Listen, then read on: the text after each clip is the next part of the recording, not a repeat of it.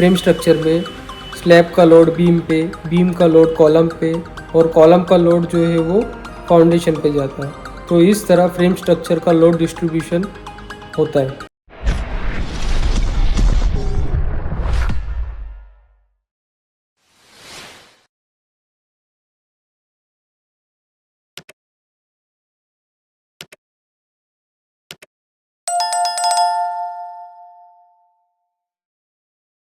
Hello दोस्तों, मेरा नाम इकरार खान और आज हम जानेंगे टाइप्स ऑफ स्ट्रक्चर के बारे में।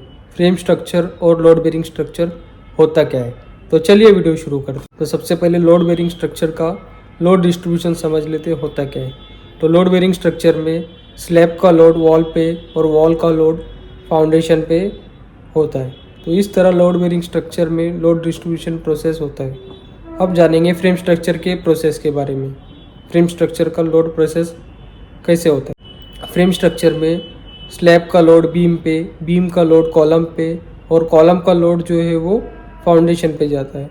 तो इस तरह फ्रेम स्ट्रक्चर का लोड डिस्ट्रीब्यूशन होता है। तो लोड बेरिंग स्ट्रक्चर और फ्रेम स्ट्रक्चर का डिफरेंट बिटवीन समझ लेते क्या होता है। तो लोड बेरिंग स्ट्रक्चर में क्या होता है कि वॉल का लोड जो है वो फाउंडेशन पे जाता है। तो इस तरह इसका जो है वो लोड प्रोसेस होता है। और फ्रेम स्ट्रक्चर का क्या प्रोसेस होता है वो समझ लेते हैं।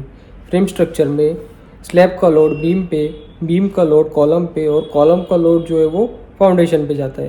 तो इस तरह जो है वो फ्रेम स्ट्रक्चर का लोड डिस्ट्रीब्यूशन प्रोसेस होता है।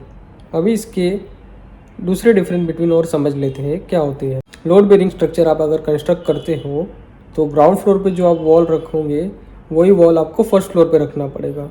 इसमें कोई भी अल्टरेशन आप नहीं कर सकते हैं। अगर फ्रेम स्ट्रक्चर आप कंस्ट्रक्ट करते हो तो अल्टरेशन आप कोई भी फ्लोर पे और कैसा भी अल्टरेशन कर सकते हो, क्योंकि उसमें जो है लोड डिस्ट्रीब्यूशन वो बीम और कॉलम से होता है।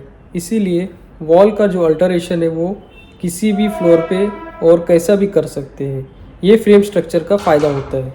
अभी समझ लेते हैं इसके कॉस्ट के बारे में कि कॉस्ट के मुकाबले कौन सा बेटर है।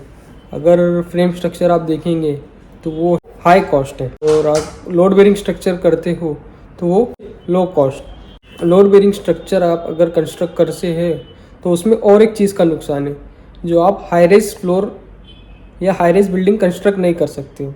मैक्सिमम आप ग्राउंड+3 या 4 तक जा सकते हो लोड बेरिंग स्ट्रक्चर में। अगर फ्रेम स्ट्रक्चर आप कंस्ट्रक्ट करते हो तो इसमें कोई भी लिमिट नहीं है। आप कितने भी फ्लोर और कितने भी हाइट तक बिल्डिंग को कंस्ट्रक्ट कर सकते हैं।